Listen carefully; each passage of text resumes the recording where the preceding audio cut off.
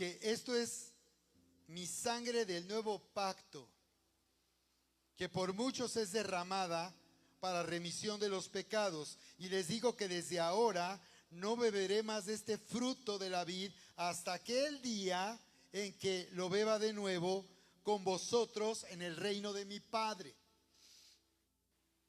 Y luego, si tú te vas a 1 Corintios 11, 23, te vas a dar cuenta que en el inicio la iglesia acostumbraba a celebrar lo que se le llamó la cena del Señor. Ya habían cenado, era noche de Pascua y ya habían cenado. Después de haber cenado en la noche de la Pascua, Él tomó el pan, tomó la copa y les dio instrucciones de que cada vez que se reunieran, tomaran del pan y la copa. Y no solo eso, como leímos, anunció que Él no bebería de nuevo de este fruto de la vid hasta aquel día en que lo beba de nuevo con vosotros en el reino de mi Padre. ¿Cuándo volverá Jesús a beber de esta copa? Dice que lo volverá a beber con vosotros, dijo, los que son suyos, los que le conocen, no los que nacieron en una religión, no, los que le conocen. Dice, con vosotros en el reino de mi Padre. O sea que lo que viene en el futuro no es el cielo. El destino no es el cielo. Porque a algunos les preocupa porque saben que ahí no va a haber internet. Pero nuestro destino no es el cielo, nuestro destino es la tierra. Y dice el Señor que lo beberemos en el reino de su Padre con Él. En lo que se llama en Apocalipsis la cena de las bodas del Cordero. O sea que hay una cena que viene en el futuro. Para aquellos que son suyos, para aquellos que le pertenecen, para aquellos que nacieron de nuevo. Recuerden que a un líder religioso, en Juan capítulo 3, Jesús le dijo a ese líder religioso que sabía de memoria las escrituras del Antiguo Testamento, le dijo, necesitas nacer de nuevo. Fue una afirmación y un requisito, una demanda para un líder y un maestro de Israel que sabía las escrituras de memoria. Y sin embargo necesitaba nacer de nuevo. Ni siquiera su religión judía podía salvarle, siendo ellos, el pueblo de Israel, quien reveló al Mesías prometido, a un rey prometido que gobernaría no en el cielo, sino en la tierra. Por eso en el domingo pasado, que le llaman Domingo de Ramos, hay una entrada triunfal que le llaman de Jesús, porque Él viene para cumplir una profecía de 700 años atrás, que decía que ese ungido de Dios, ese ungido autorizado que venía de parte de Dios, coronado para reinar, entraría en Jerusalén montado sobre un pollino, un pequeño burro, para anunciar al pueblo de Israel. Él cumplió más de 300 profecías que daban evidencia que Él era quien dijo ser. Y entró como rey declarando que sí, que Él era el Mesías anunciado en el libro de Zacarías, capítulo 9, verso 9. Así que en el reino de nuestro Padre, dice, volveré a beber de ese fruto de la vid con vosotros. La pregunta es si tú estarás ahí, porque una religión no te hace estar ahí, ni por haber nacido en una familia religiosa quiere decir que vas a estar ahí. Tú necesitas haberle conocido personalmente y entender y que te sea revelado que Él es tu Salvador. Y fíjate cómo dice en Corintios 11:23, que es una escritura que usamos para orar por el pan y la copa y recibir y tomar el pan y la copa. Estamos enseñando en la Biblia porque lo que creemos debe estar basado en lo que Dios dice, no en tradiciones ni mandamientos de hombres. Esa es la diferencia entre una relación personal con Dios y una religión.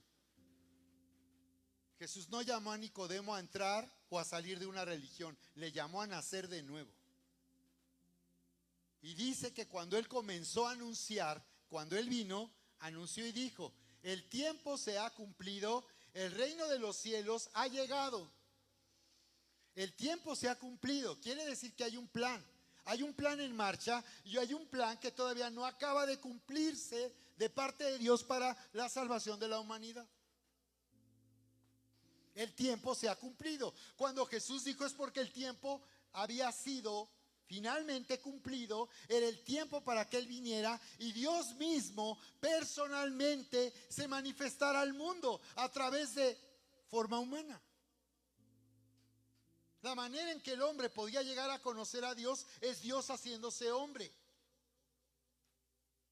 Entonces Jesús dijo: el tiempo se ha cumplido, arrepiéntanse.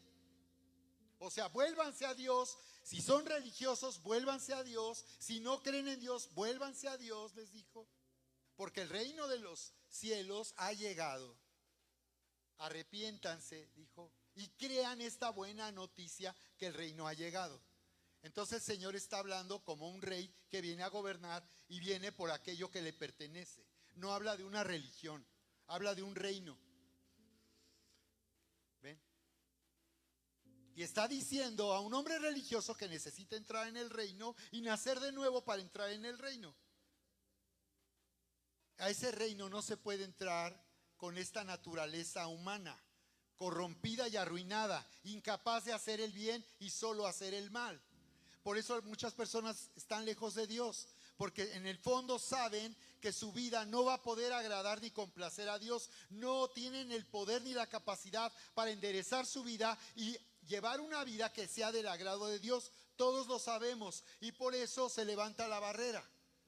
Y es mejor creer que Dios no existe y estar lejos de Dios para que la conciencia no nos perturbe más. Pero ni siquiera eso dejará de perturbar la conciencia del hombre, haciéndole saber que Dios existe y que el hombre está en peligro de morir por toda la eternidad.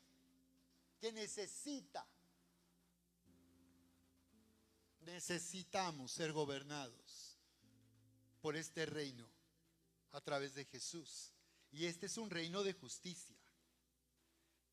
Lo cual quiere decir que cuando yo me someto a este rey y he llegado a entender que Él es mi Salvador, que en esa cruz era necesario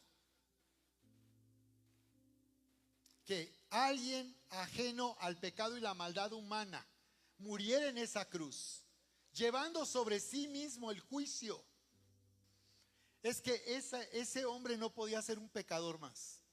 Ningún pecador podría tomar ese lugar para que fueran juzgados los pecados del mundo. Tendría que ser alguien totalmente ajeno y libre de todo pecado y toda maldad. Porque si fuera pecador, entonces sería uno más como nosotros y estaría en la misma situación que todo hombre al nacer en este mundo. Estaría separado de Dios y destinado a estar separado de Dios por toda la eternidad. Y dice que Jesús fue tentado, por cierto.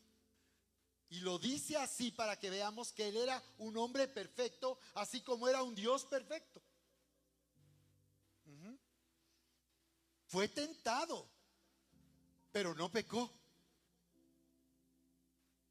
Qué sorprendente. Para hacernos saber que era hombre, necesitamos saber que era hombre, no un ángel.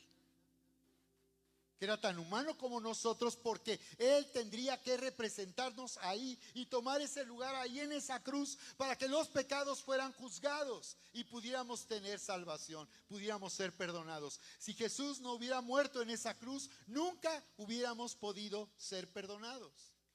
Dios no perdona porque es Dios. Dios perdona porque hubo un sacrificio en el cual se juzgó el pecado de todos nosotros, como hemos oído toda nuestra vida, pero no hemos acabado de entender. Y es lo que tú necesitas, ir a la Biblia y entender lo que está escrito en la Biblia. Porque aquí es donde Dios te está hablando. Aquí es donde Dios nos habla. No lo que una religión o mandamientos de hombres dicen, sino lo que Dios está diciendo. Y aquí en Corintios 11:23 dice: porque yo recibí del Señor, escribe el apóstol Pablo a los corintios, enseñándoles que deben continuar celebrando esto que se llama la cena del Señor. que Jesús dio la orden a sus discípulos. Fue lo único que dijo que tendríamos que hacer para honrarle y para reconocerle por lo que Él hizo a nuestro favor. Yo recibí del Señor, escribe el apóstol Pablo a la iglesia de Corinto, en la actual Grecia, lo que también les he enseñado, que el Señor Jesús, la noche que fue entregado, tomó pan y habiendo dado gracias, lo partió y dijo: tomen, coman, esto es mi cuerpo, que por vosotros es partido. Haced esto en memoria de mí. Y luego dice: asimismo tomó también la copa después de haber cenado, diciendo, observen, después de haber cenado. Esto fue diferente de la cena de la Pascua. Esto era otra cosa ya. Esta copa es el nuevo pacto. Entonces una vez más habla de un nuevo pacto. ¿Qué es eso? Porque eso es lo que da sentido y propósito a tomar el pan y beber la copa. Porque esta copa es el nuevo pacto en mi sangre. Hagan esto todas las veces que la bebiereis en memoria de mí. Así pues, todas las veces que coman de este pan y beban de esta copa, la muerte del Señor anuncian hasta que Él venga. Dice el Señor. Y Él hizo que ellos partieran el pan. Y eso tiene significado. Todo lo que dice tiene significado y propósito. Y el tomar el pan significa que yo tomo la decisión y elijo recibir el bien por causa del sacrificio de Jesús. Y dice: cuando ustedes partan ese pan, quiero que recuerden que así mi cuerpo fue desgarrado. Este pan es buenísimo, nos lo trajo la pastora Erika. Siempre que ella trae algo para la iglesia, trae lo mejor. Podemos traer un bolillo, una barra de pan de esas para al menos. Pero trajo, miren qué pan tan.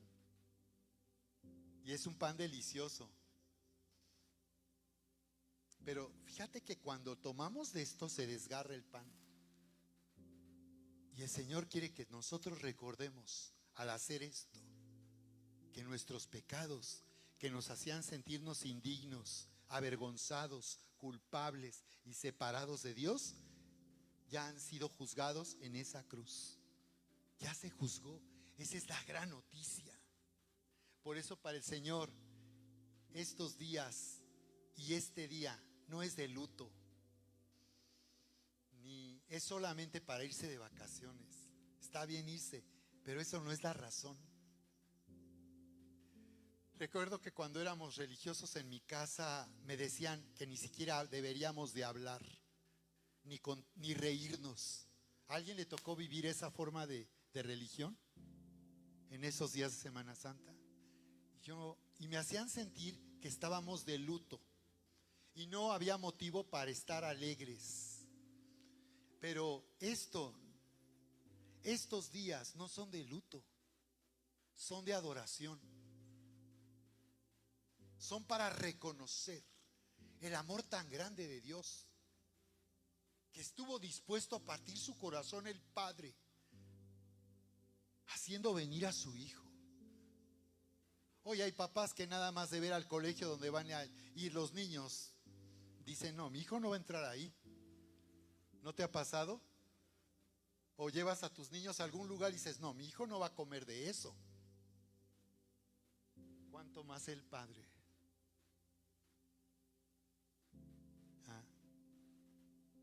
Que se partió el corazón. Imagínate al Padre ver a Jesús en esa cruz.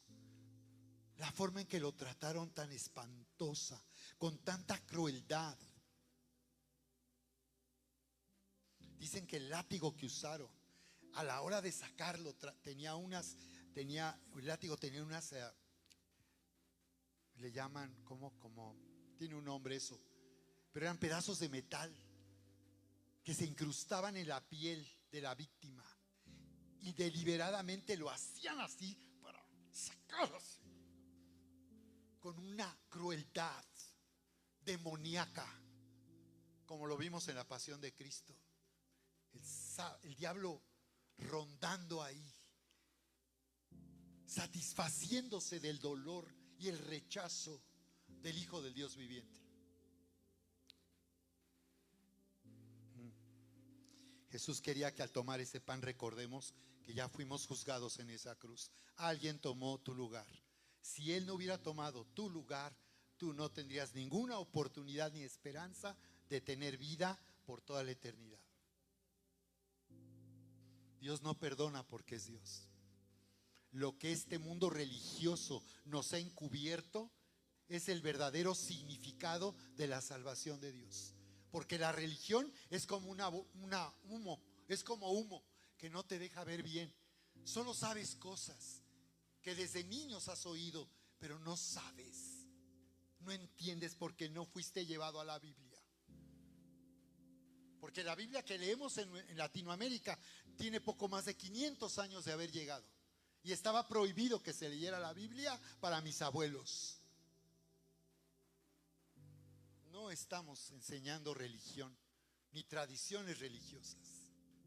Estamos hablando de lo que Dios estableció y lo único que tiene valor y que debe ser tomado en cuenta.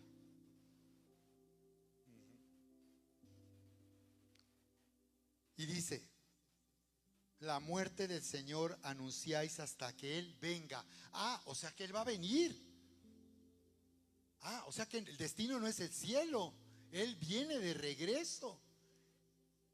Y es lo que se le llama el arrebatamiento de la iglesia. Para los que no han oído de esto, dice que el Señor vendrá y llevará a los suyos fuera de esta tierra, porque vendrán días de juicio sobre el pecado y la maldad de este mundo. Este mundo no puede ser ojalateado, ni podemos darle una chaineadita para que sea un lugar digno de que Dios aquí viva con los que son suyos. Este mundo corrompido, decadente, no reúne los requisitos para seguir adelante en el futuro. Este mundo no puede sobrevivir porque este es un mundo gobernado por la oscuridad y la maldad del hombre cuando se separó de Dios. Quizás no entiendas por qué Dios trae un juicio y eso te espante, pero la verdad es que esto es justo y también se tiene que hacer, porque este mundo no puede, no es digno. Y este mundo va a ser devastado y no falta mucho. Y la iglesia tenemos este tiempo que queda para anunciarte que viene un tiempo de juicio y que Dios te ha llamado a salir y a ser salvado de lo que vendrá sobre este mundo, porque Él viene. Pero primero vendrá en el arrebatamiento. La palabra es zarpazo, porque dice que seremos arrebatados. Primera de Corintios 15, léelo, está muy interesante. Nos habla de cómo seremos transformados por causa de la salvación de Dios en nuestro cuerpo. Porque al nacer de nuevo hemos nacido en el Espíritu y tenemos ya seguridad de vida eterna. Nacimos de nuevo. Nicodemo nació de nuevo finalmente. Se sabe que él, al final de cuentas, siendo fariseo y líder religioso, acabó finalmente conociendo y creyendo a Jesús. Pero él seguía siendo viejito y murió de viejito. Pero dice Corintios 15 que los que murieron en Cristo resucitarán primero. ¿Cuándo? Cuando suene, dice, la final trompeta.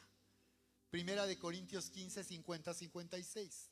Dice que al sonido de la final trompeta, o sea que hay una trompeta, la última, que va a sonar y que anunciará que el Señor Jesús viene de nuevo por su iglesia.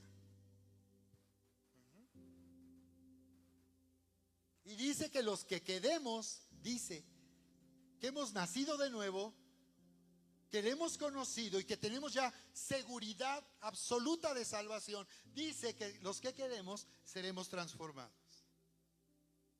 Dice, como en un abrir y cerrar de ojos, nuestro cuerpo será transformado. Los chimuelos volverán a tener dientes. Los lentes van a estallar. Va a salir el cabello. Van a rejuvenecer. Seremos transformados, dice. Wow. Porque dice, anuncien cada vez que tomen de este pan y de esta copa que yo vengo. Él viene. Después de que Él venga por su iglesia, vendrá un juicio sobre la tierra que no va a alcanzar a sus hijos. Los suyos estarán sufriendo el principio de dolores. Veremos en principio de dolores. Serán abiertos los primeros 5 sellos y la iglesia estará aquí viendo lo que está sucediendo durante 10 días. Y cuando vengan los 3 días de oscuridad, el Señor vendrá por su iglesia. Y después de eso vendrá un juicio sobre la tierra. Y el Señor, después de que hayan pasado en lo que llama la última semana de Daniel, vendrá el Señor finalmente a reinar sobre la tierra. Apocalipsis 20 dice que Él viene de los cielos con los suyos. Él ya no viene solo, ahora viene con los suyos. Miles y miles y miles y millones de hombres, mujeres que le conocieron y que se salvaron a lo largo de la historia, que le reconocieron por quién es Él y lo que hizo a su favor. Por eso es que aquí no necesitamos presionar a nadie, ni aquí se le va a obligar a nadie, porque si alguien no lo cree, pues no lo cree. Y eso es algo personal, pero sí tenemos la responsabilidad de anunciar que una vida sin Dios no solamente tiene un destino terrible, sino la vida en la tierra será terrible en una vida separada de Dios. Pero unidos a Dios, disfrutando la vida de Dios, nuestra vida será transformada. Y manifestaremos su grandeza y su gloria. Porque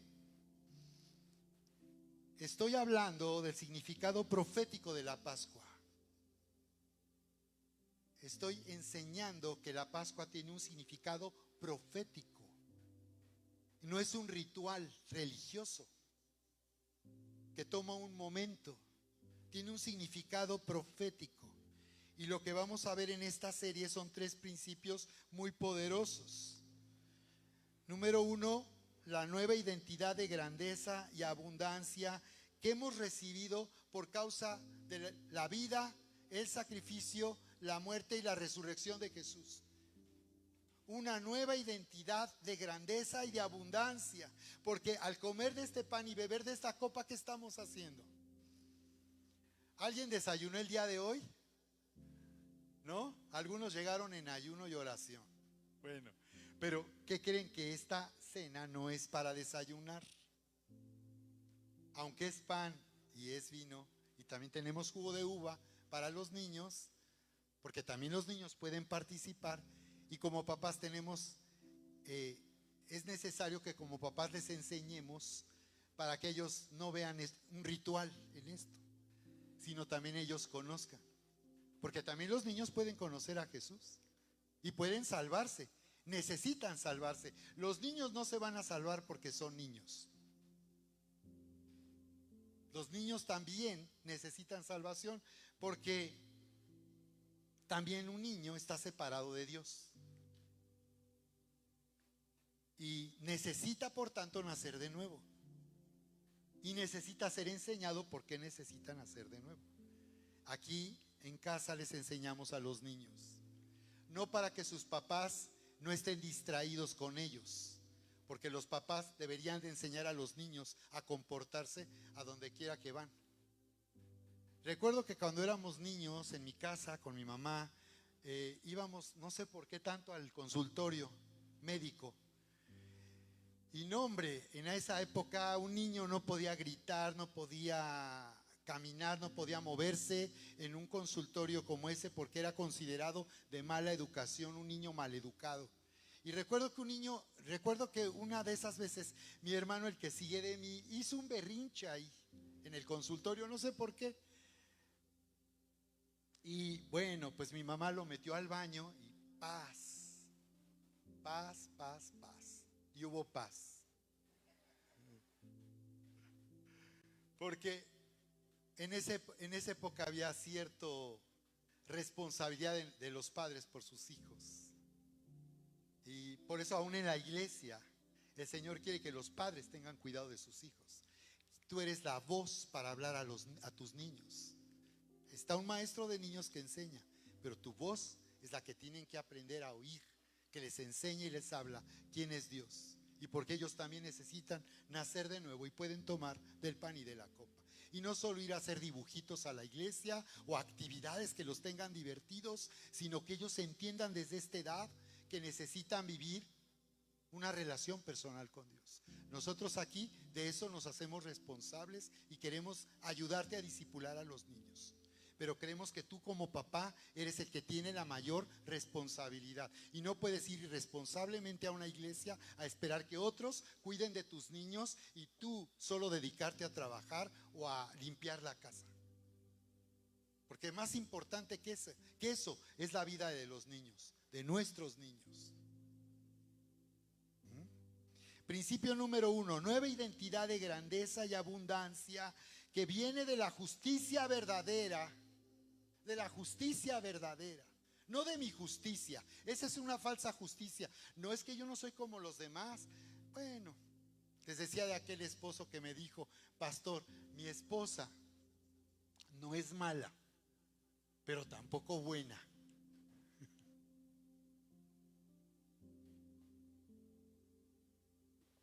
Falsa justicia.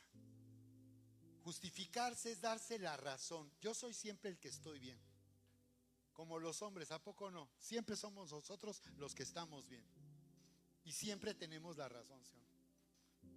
Pero mira, más bien, nosotros los hombres siempre decimos y creemos que estamos bien, pero tu esposa siempre cree tener la razón. Entonces, no, pues, ahí hay guerra. Fíjate, tú siempre estás bien y ella siempre tiene la razón. Por eso hay esposas que deberían de ser abogadas, serían millonarias.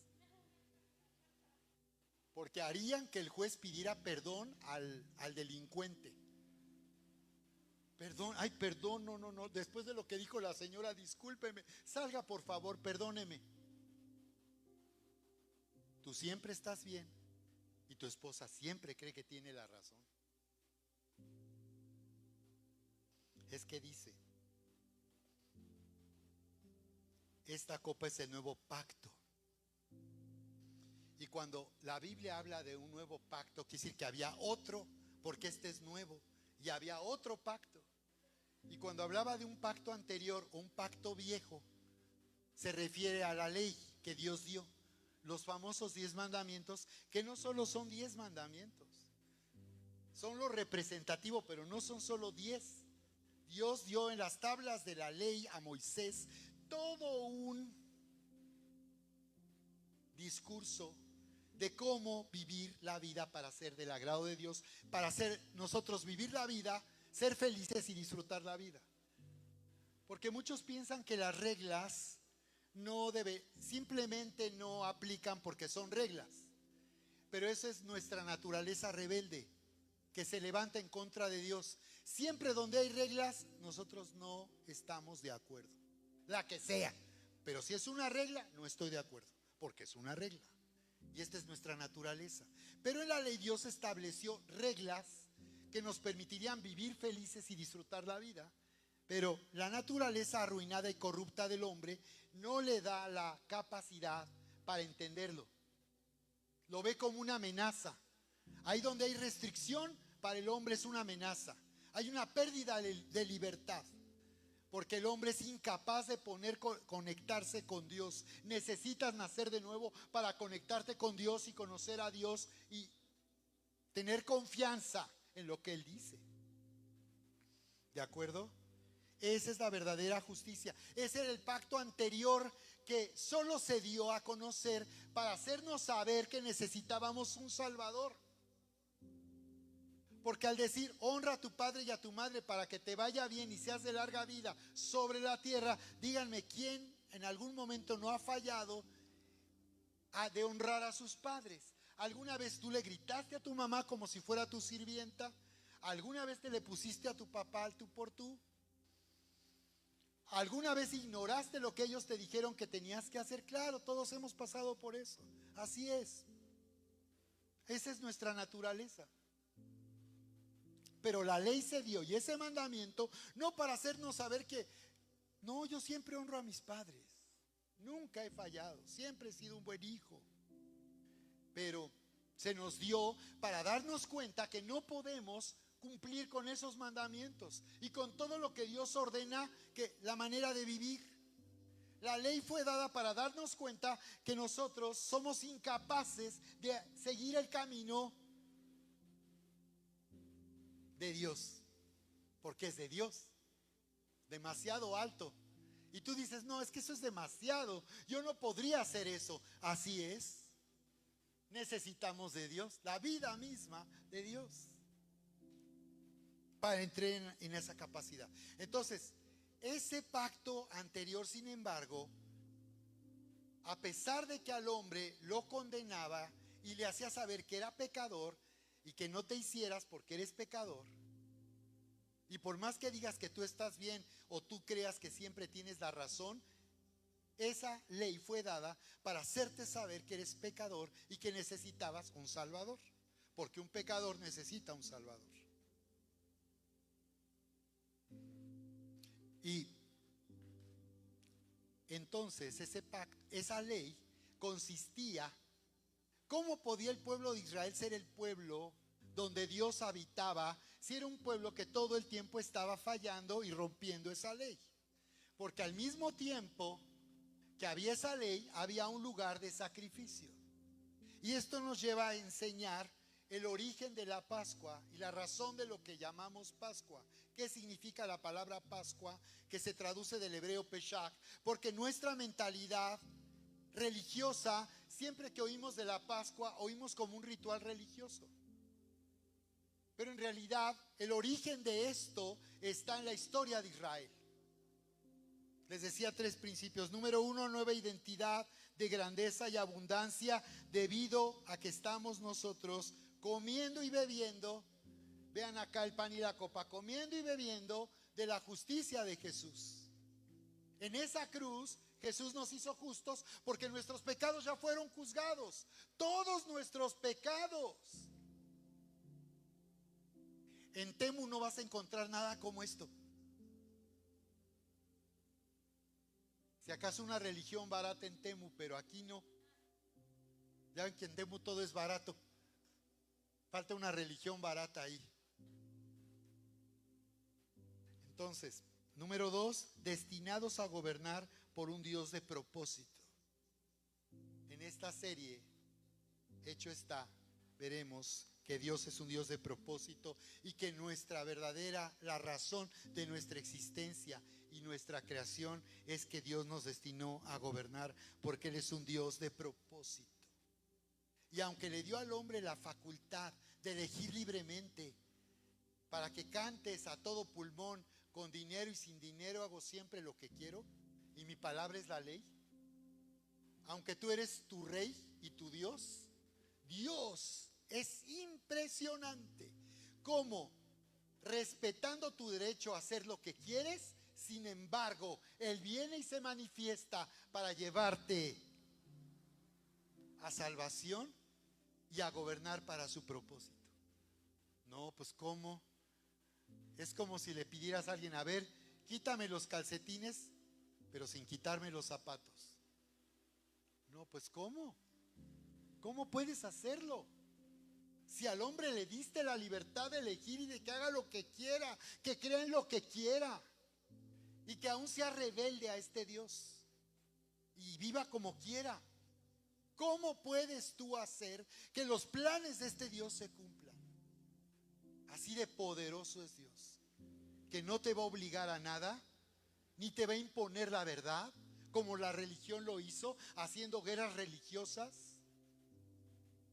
Porque el régimen de los ayatolas que gobierna Irán no es una amenaza para Europa solamente, ni para Israel. Es una amenaza para Estados Unidos, es una amenaza para el mundo. Eso es un régimen de demonios. Atrás del régimen de los ayatolas estuvo el ataque del 7 de octubre del 2023 de Gaza en contra de comunidades israelíes. Se habla tanto de los palestinos. ¿Quién ha condenado que a los bebés los decapitaron? Decapitaron a bebés. ¿Quién ha levantado la voz con indignación para hablar de ese terrible masacre de la forma en que atacaron a ancianos y a mujeres y se llevaron a rehenes. Y son gobiernos que han dedicado todo el dinero que se les dio. Los de Gaza, el pueblo de Israel les daba permiso de trabajar, así como México. Mexicanos cruzan a Estados Unidos. Los árabes en Gaza cruzaban a tierra de Israel para tener trabajo y tener mejor vida, porque su gobierno es un desastre. Que todo el dinero que han recibido y recibieron de ayuda humanitaria lo dedicaron a construir esos túneles de los que la prensa reportó que se hicieron para construir armas y para hacer ataques en contra de Israel. Por eso este mundo no puede seguir así. No podemos continuar con un mundo así. Estamos ante la amenaza de una tercera guerra mundial, el comienzo de una amenaza a la tercera guerra mundial. Aquí en México no subió la gasolina porque el gobierno está temeroso por toda la manera en que ha llevado al país, de que un aumento de gasolina haga que la gente se indigne y ya sea el colmo. En Estados Unidos, por eso, un presidente no ganaría las elecciones por el aumento de la gasolina.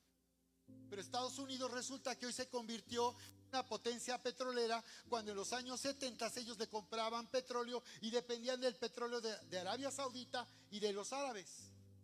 Pero no, ya no. Con el gobierno de Trump empezaron a perforar sus pozos y él propuso que fuera una nación, una potencia petrolera, y hoy Estados Unidos no depende de ese petróleo. Pero esos regímenes son regímenes nefastos. Y bíblicamente está profetizada la caída de Irán. ¿Sabían que Dios declaró guerra eterna a Amalek, que es de donde viene o se conecta con Irán? Irán no es árabe, ni hablan árabe. Ellos son tienen otro antecedente étnico. Son persas.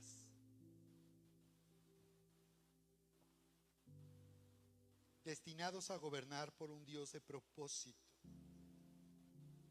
Y tú vas a darte cuenta qué impresionante lo que estamos viviendo hoy en la actualidad tiene que ver con el pueblo de Israel. Tiene que ver con el pueblo de Israel. Las crisis de guerra en Medio Oriente que pueden arrastrar a todo el mundo tienen que ver cuando Abraham no supo esperar lo suficiente para que Dios hiciera realidad lo que le había prometido. Y su esposa Sarai le propuso que tuviera un hijo con su sierva Agar. En aquel tiempo eso era legítimo y era una costumbre aceptada socialmente. Si un matrimonio no tenía hijos, podían tomar a la sierva para que les diera hijos, pero legalmente los hijos no serían de la madre biológica, sino de los padres adoptivos. Y a los 14 años Dios le habla a Abraham y le dice: te voy a dar tu hijo. Y Abraham dice: ¿cómo? Ya tengo uno y tiene 14 años. Ese no es el que yo prometí que te iba a dar. El que yo te prometí, yo te lo iba a dar. Yo no te dije que fueras con tu sierva y que de ahí tuvieras un hijo. Tenía que ser un hijo de ustedes. A diferencia del nacimiento de Jesús, aquí sí fue de ambos padres biológicos, Isaac. Pero ya había un Ismael. Y eso generó un primer conflicto, y de ahí vienen 15 príncipes de los países árabes que hoy son de esos países. Tienen una riqueza petrolera increíble. Lo que Dios le dijo a Ismael se hizo realidad. Es un Dios de propósito. La pregunta es: ¿por qué Dios haría algo por Agar, una sierva egipcia ajena, que no tenía ningún parentesco, ni tenía sangre, no era ni la hermana, ni la prima, ni nada de Sara? ¿Por qué Dios se encontró en ese desierto cuando Sara corrió porque ya Agar se le subió y ya estaba menospreciando a Sara, y ya estaba el tú por tú, porque ella le había dado un hijo a Abraham, y Sara se molestó tanto que la corrió y le dijo a Abraham: ahora tú despídela. Y Abraham dijo: no, tú despídela. Es tu sierva y tú verás qué haces. Pues la despidió. Y dice que la maltrató, usando en hebreo la misma palabra que se dice que era la manera en que los egipcios maltrataban a los hebreos por 430 años de esclavitud. De la misma manera que fueron maltratados en Egipto como esclavos, Sara ya estaba maltratando a Agar. La mujer se fue al desierto. Se iba a morir en el desierto con su hijo de 14 años, pero vino un ángel y lo salvó. ¿Por qué? Porque Dios es un Dios de propósito y es un Dios de pacto. Y Dios le prometió a Abraham que bendeciría toda su descendencia, porque le dijo: ven a la tierra que te mostraré. Deja el lugar donde estás, el lugar más avanzado de tu tiempo, Ur de los Caldeos, y ven a la tierra que te mostraré. Y yo haré de ti una gran nación y te bendeciré. Y por tu causa serán benditas todas las familias de la tierra. Y todos los que te bendigan yo los bendeciré, y los que te maldigan yo los maldeciré. Así que hoy, como ven, vamos a orar por la nación de Israel amenazada por Irán. Y quiero pedirte que ores por Israel, porque dice el salmista: oren por la paz de Jerusalén, porque todo el que bendiga a la descendencia de Abraham será bendecido. Pero el asunto no fue ahí el problema. Irán no viene de ahí. Él es un Dios de plan, de propósito. Él es un Dios de pacto. Qué impresionante cómo pudo ver por ese niño Ismael y lo bendijo e hizo de él salieron 15 naciones árabes. Pero ahí no está solo el problema de Israel, sino después con Jacob y Esaú, el hijo de Isaac. Los hijos de Isaac, Jacob y Esaú. Esaú fue un hombre que no amaba a Dios y que menospreció las promesas de Dios, porque las promesas que Dios le dio a Abraham iban a pasar de generación en generación hasta dar lugar a la nación de Israel. De Jacob, el nieto de Abraham, vendrían las 12 tribus y toda la nación de Israel, que acabaron finalmente esclavos en Egipto, y que Dios al principio protegió a través de José, porque José llegó allá como esclavo y luego a la cárcel, y de ahí se convirtió en el hombre más poderoso en esa poderosa potencia de Medio Oriente, Egipto. Y cuando vino hambre sobre la tierra, ¿qué creen? Ya Dios lo tenía todo preparado. No había dónde ir a comprar pan, no había. El mundo estaba amenazado por una hambruna. Y dice que fueron hasta Egipto a buscar trigo, lejísimos. ¿Y quién creen que estaba en Egipto? Todo preparado.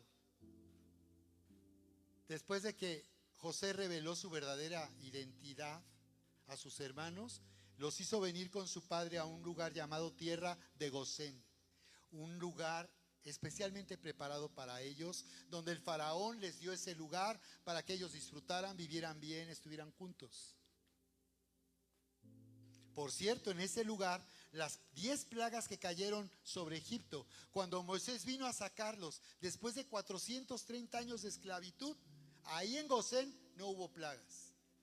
Y esta es otra figura profética de cuando venga el principio de dolores sobre la tierra, y durante 10 días la iglesia va a ser protegida de una manera sobrenatural cuando dé comienzo el juicio y luego la gran tribulación. Pero de Esaú, uno de los hijos de Isaac, salió un hijo llamado Edom y un nieto llamado Amalec. Y fue de los amalecitas los que atacaron al pueblo de Israel cuando venía a la tierra de promesa en el desierto. Hicieron lo que hizo Hezbolá en contra de las comunidades israelíes en Gaza. Lo mismo. Atacaron a los niños, a los hombres mayores, a la gente que iba atrás de la caravana, la atacaron. Y Dios se enojó tanto que decretó: desde hoy en adelante tendré guerra con Amalec. Por eso Dios ordenó al rey Saúl que destruyera a Amalec. Y es en Amalec donde se levantó un hombre llamado Amán, que era Agagita, O sea, era descendiente del rey Agag, rey de Amalek, y resulta que uno de sus descendientes, de ese rey, al que Samuel mató finalmente, pero tuvo descendencia, y uno de ellos resultó ser Amán, que durante el reinado de Darío amenazó con extinguir a los judíos. Dios es un Dios de propósito. Esto no lo toma por sorpresa, pero Dios tiene una respuesta a esto. Porque ¿cuál es el sentido que todo esto tiene para nosotros? Finalmente, estoy llegando a la conclusión. Porque el significado profético de la Pascua es salvación. Se necesitaba que Israel sobreviviera. Los judíos sobrevivieron a la Segunda Guerra Mundial. Murieron 6 millones de judíos bajo el gobierno de Hitler. Pero era necesario que Israel sobreviviera porque Él es un Dios de pacto. Y Él le dijo a Abraham: serás una gran nación y por causa de ti serán benditas todas las familias de la tierra. Porque a través de Abraham Dios haría venir al Mesías prometido a Israel, un rey que vendría a gobernar en la tierra. El significado es que Dios es un Dios de propósito. Y Él dice: mi palabra, lo que Él dice y está escrito, y Él habla, dice: mi palabra no volverá a mí vacía, sino que hará lo que yo quiero y será prosperada en aquello para lo que la envíe. Jesús cumplió más de 300 profecías, ¿sí? Más de 300. Y una de ellas, para llegar a esta conclusión, en Juan 19, 28, 30, Jesús sabía, dice, que ya había hecho todo lo que Dios le había ordenado. Observa, hay un plan. Ni siquiera Él hizo lo que bien le pareció. Jesús dijo: yo hago lo que le veo hacer al Padre. Mis palabras no son mías, sino del Padre que me envió. Y dice Juan 19, 28, Jesús sabía que ya había hecho todo lo que Dios le había ordenado. Ahí en la cruz. Ahí en la cruz. Por eso, y para que se cumpliera lo que dice la Biblia, dijo: tengo sed. Dijo: tengo sed. Había allí un jarro lleno de vinagre. Entonces empaparon una esponja en el vinagre, la ataron a una rama y le acercaron a la boca de Jesús. Él probó el vinagre y dijo: todo está cumplido. Luego inclinó su cabeza y murió. Él declaró: todo está consumado, todo está hecho.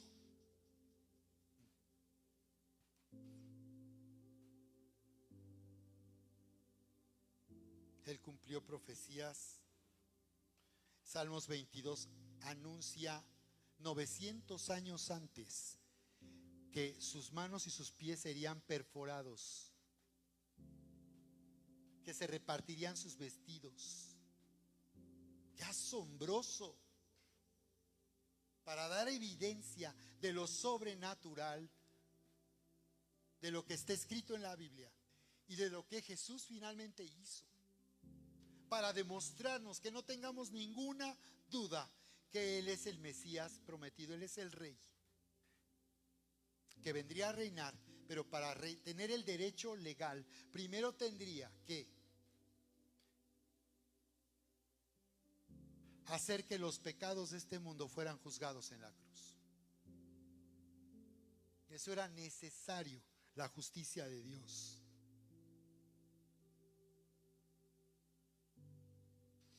Así que número uno, Dios nos ha llamado a la mesa del Padre por causa de un nuevo pacto. Esta es una nueva unión, no basada en la ley, porque a la par de la ley había sacrificios que se hacían, porque los sacrificios representaban la muerte justa de cada pecador.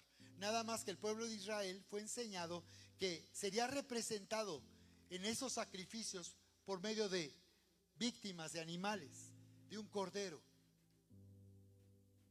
Para Israel, para que Israel finalmente fuera libre de una esclavitud de 430 años, Dios ordenó en la 10ª plaga que traería muerte a todos los primogénitos de Egipto, que tendrían que sacrificar un cordero.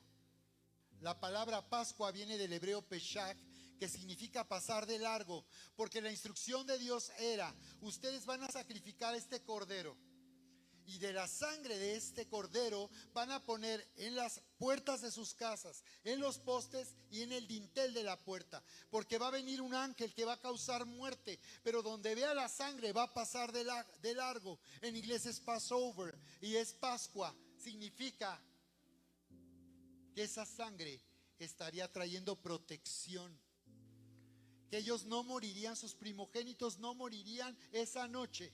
Pero por causa de esa última y 10ª plaga, es que finalmente Faraón ordenaría que salieran de Egipto libres. Y Dios les dijo: ustedes van a conmemorar en el comienzo del año esta fiesta. Dios instituyó una fiesta llamada la fiesta de Pascua, donde el pueblo de Israel se reuniría en sus casas, recordando esa noche en Egipto, sacrificando un cordero, tomando hierbas amargas que representaban o recordaban el sufrimiento del desierto antes de llegar a la tierra de promesa. Pero una conmemoración que marcaba el comienzo del año, como marcar el comienzo de la vida, porque esa libertad trajo vida, y es una figura profética de lo que representa para nosotros también la salvación de Jesús. De la misma manera, Egipto es un lugar de esclavitud donde hoy vivimos. Este mundo es como un Egipto de esclavitud. Romanos 7 dice: lo que yo quiero hacer, lo bueno que quiero hacer no hago, pero lo malo que quiero hacer, eso es lo que hago. Es una esclavitud donde nosotros no teníamos opción. Nuestra naturaleza solo estaba inclinada al mal y a ir en contra de Dios. Entonces Jesús en realidad vino a hacer realidad ese sacrificio de Pascua, por el cual nosotros finalmente fuimos libertados de la esclavitud de este mundo y del pecado, para ser llevados a una vida nueva y abundante de libertad, donde nosotros, si así lo queremos, podemos vivir la vida que Dios preparó para nosotros, o aún podemos seguir viviendo como siempre. Pero finalmente nosotros vamos a elegir cómo vamos a vivir. Y el Señor dice: yo he venido para que tengan vida y para que la tengan en abundancia. Así que quiero finalmente mencionar 4 cosas muy importantes para tomar este pan y esta copa.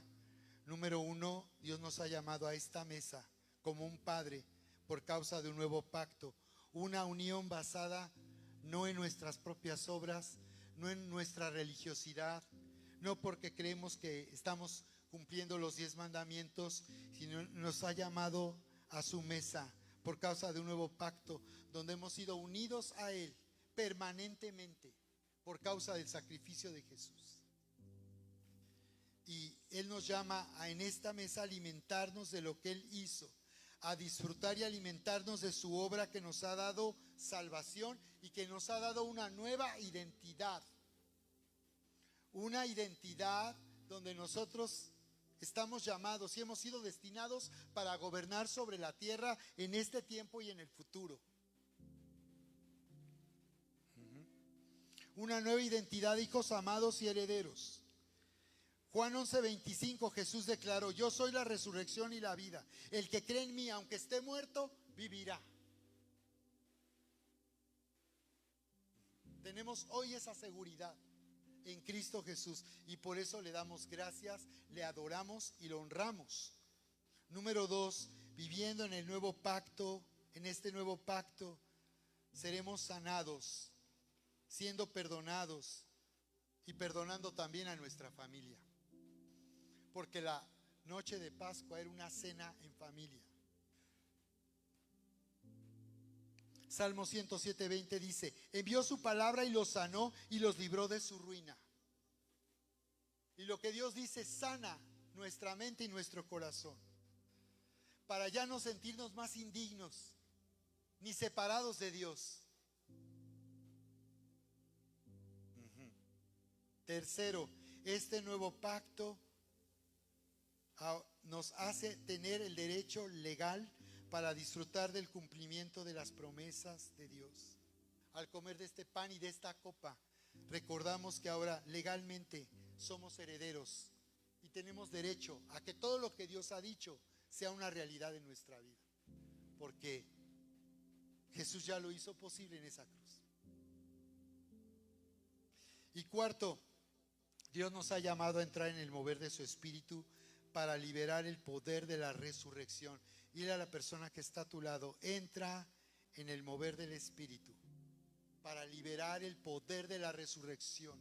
A través de nuestra fe podemos liberar el poder que resucitó a Cristo de los muertos, porque esto no es una religión, es un Dios vivo y es el poder sobrenatural de Dios que se manifiesta. Entonces dice Hechos 4:33, y con gran poder los apóstoles daban testimonio de la resurrección del Señor Jesús, y abundante gracia era sobre todos ellos. Abundante gracia. Daban testimonio, evidencia del poder de la resurrección. Así que en esta temporada vamos a fortalecer nuestra fe y vamos a ir a un nuevo nivel de fe, en una nueva dimensión de gloria, para activar el poder de la resurrección, el poder sobrenatural de Dios, porque Él está deseoso de manifestarse hoy a través de ti. ¿Cuántos dan gracias a Dios por eso?